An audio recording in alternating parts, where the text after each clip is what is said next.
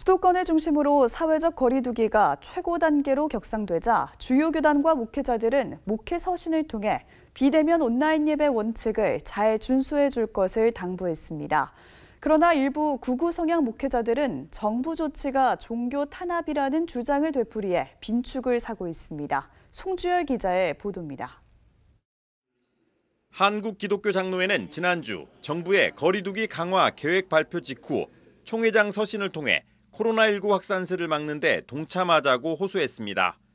이건희 총회장은 모두가 한마음 한뜻으로 방역에 힘을 모아 코로나19 확산세를 꺾고 계획된 전 국민 백신 접종이 순조롭게 진행돼 온 국민이 일상 회복의 기쁨을 함께 맛볼 수 있도록 교회와 교우 여러분의 적극적인 협조를 부탁드린다고 밝혔습니다.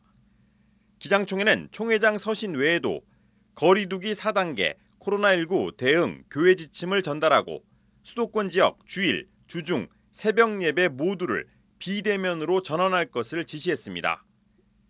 대한예수교장로회 통합총회도 거리 두기 4단계에 따른 제19차 교회 대응 지침을 하달했습니다. 예장통합은 교회 주간 모든 모임을 금지하고 예배 방송 제작 인력들도 마스크 착용을 비롯해 방역 지침을 철저히 준수해 줄 것을 지시했습니다. 수도권 지역 주요 교회들도 목회 서신을 통해 비대면 예배 전환을 알리며 다시 만날 것을 기약했습니다. 서울 소망교회 김경진 목사는 교회 홈페이지에 올린 목회 서신에서 방역 당국의 지침에 적극 협조해 우는 자들과 함께 울라는 성경의 가르침대로 고통 중에 있는 자들을 위로하고 돕는 일에 더욱 힘을 쏟고자 한다고 밝혔습니다. 이런 가운데 대면 예배를 고집했던 일부 교회들은 여전히 거리 두기 강화에 따른 비대면 예배 전환이 종교 탄압이라며 반발하고 있습니다. 은평 제1교회 심화보 목사는 거리 두기 4단계 적용 첫날 새벽 예배에서 성전에 나와서 하나님께 예배하고 기도하는 것은 순교의 시작이라고 해도 과언이 아니라고 말했습니다. 정부의 방역 지침에 따를 의사가 없다는 뜻도 분명히 했습니다. 예배를 방해하는 것에 대해서만큼은 우리 저항을 해서라도 예배는 지켜야 될 줄로 믿습니다. 우리가 국가의 말을 들어야 될 게 있고 듣지 않아야 될 게 있어요.